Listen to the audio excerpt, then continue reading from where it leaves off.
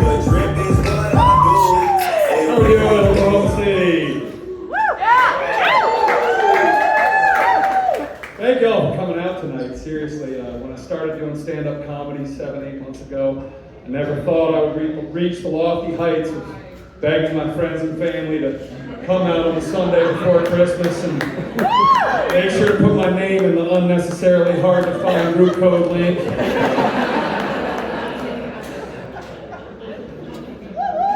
But no, this is an unbelievably good time to do this. I love being able to do it, and if you'll allow me to indulge the most clout I may ever have as a stand-up comic, the real person to blame for all this is my wife. It's been almost 17 years. She allowed me to start laughing her out of her clothes. She got pregnant quick, and she stayed pregnant. We have 4 kids. Only one was planned. We don't know which one because they were twins. And we were both young, dumb, and on the run. We didn't have anything. We started having kids, and especially Christmas time. She just always made Christmas so special. And she'd always get on me about, getting involved, singing Christmas carols, getting in the spirit of the season. And it wasn't until sobriety collided with stand-up comedy and Vector 7-level midlife crisis that I was able to get up here and start doing stuff like this. So if you guys don't mind, I got a couple of friends. I'd just like to sing a couple bars of a Christmas carol for my wife. You guys know the Holly Jolly Christmas? I got, To the window, to the wall, till the sweat drips down my balls, until all these bitches crawl, oh, skeet, skeet, goddamn. We're getting crunk in the club, she's working. I'd love to see those females twerking. Taking their clothes off, buck naked. 3TL ho, don't disrespect it. 369, damn sure fine. Hope she talk to me one more time. Get that happy ass over here, ho. Let me see you get low.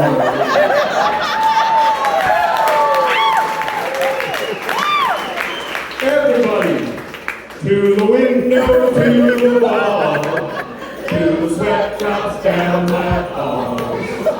Oh, good golly, motherfucker, goddamn.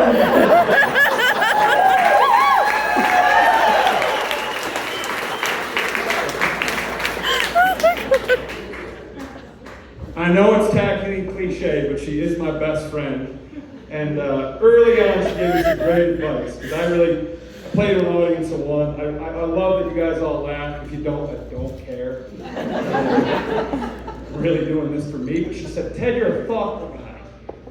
She said, I think what you should do is get up there and talk about things that you care about, that you don't think people think about enough. And worst, find some funny in there.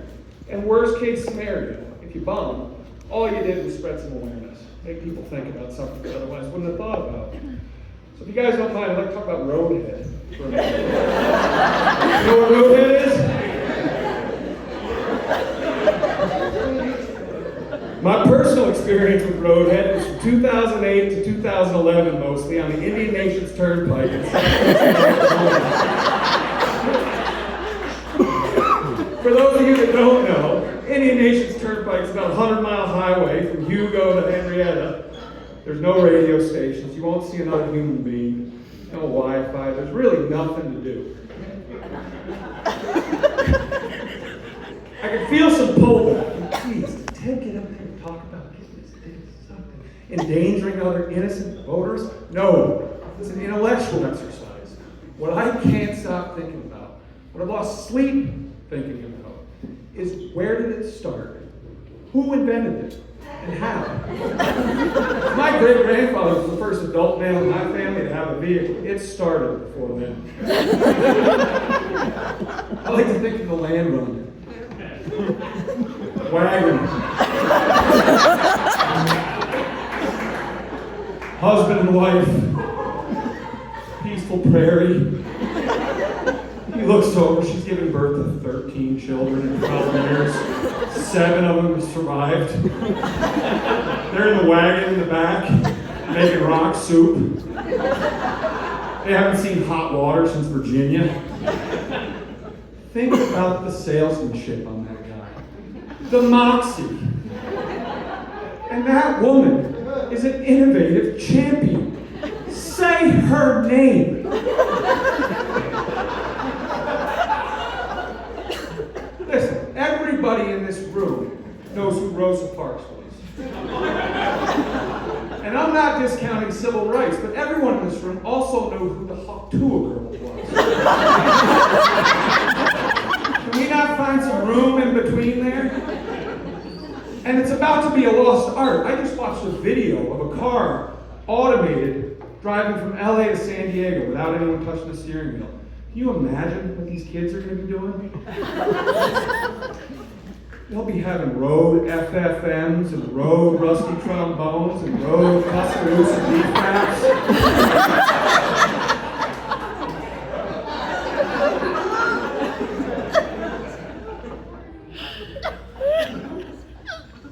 I'm happy that we're getting to the Christmas season. I've been pretty depressed since the election. It has nothing to do with the results. I really got used to and like getting 10 unsolicited text messages a day. If they're going to take the time to text me, I responded to every one of them. And I'm a registered independent, so the algorithm couldn't figure out. I'm getting messages from everybody. I'll be sitting down for my morning grumpy, and it would go, "Don't let Kamala use taxpayer dollars to pay for sex changes for prisoners." And I text back, "I actually like the idea. I'm a fan of letting prisoners cut off their dickens." Separate text. Can you think of a crime that's more terrifying if you remove all the dicks? But yeah, politics has got me nervous. I see RFK's talking about going after Big Pharma. CEO of United, everyone's all pumped. He got killed now, is that? Medical research industry, pharmaceutical companies, I think they're kind of unfairly taken on the shins. I get it. There's the opioid epidemic, and vaccine hasn't really worked out the same way they said it was going to. And they spend 3 times more on advertising than they do on research and development.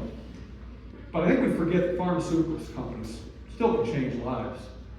I'll use a personal example. You seem like a strong, virile individual. Have you ever in your life experienced erectile dysfunction?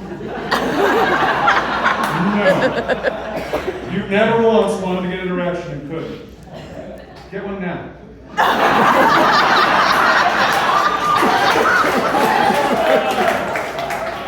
No, but the same thing happened to me. It's disconcerting. Panorama. Have you ever had erectile dysfunction? No. Are you sure?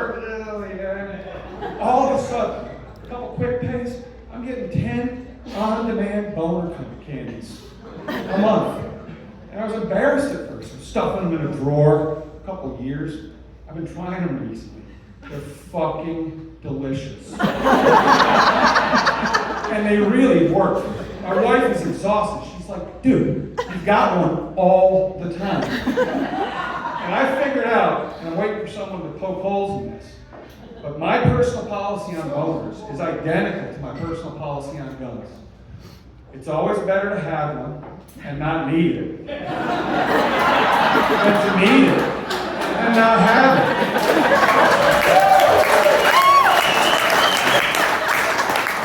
Is there anything worse than needing one and not having one? She's looking at you, you're like, "Babe, I'm sorry.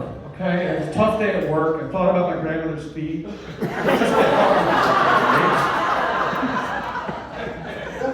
You gotta keep it clean and well maintained. You don't want to pull it out gunky, rusty. You gotta practice with it so that the moment of truth comes, you're not coming out half cocked or it's going off in your pants. You can carry it in public. It might make people uncomfortable, but it's legal. The right to wield boners, like the right to bear arms, is under constant attack. should never take it out unless you're ready to use it. Maintain barrel discipline. Otherwise, God damn, I shot Marvin in the face. You don't want to play with a drunk. That's how tragedies happen. You got to keep it safe and secure. You don't want to explain a child playing with it.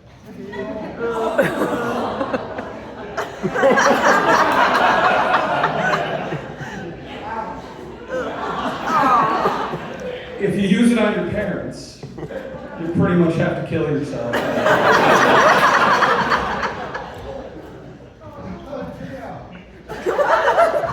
And if you ever find me with one in my mouth, I hope I'm sitting in the passenger seat on the Indian Nations tournament. I'm Ted Hands, guys. Thank you very much.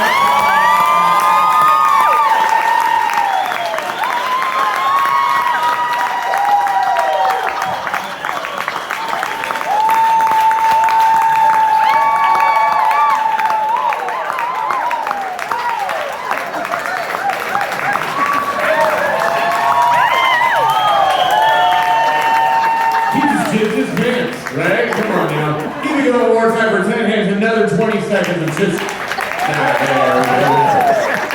Heck yeah, you'll be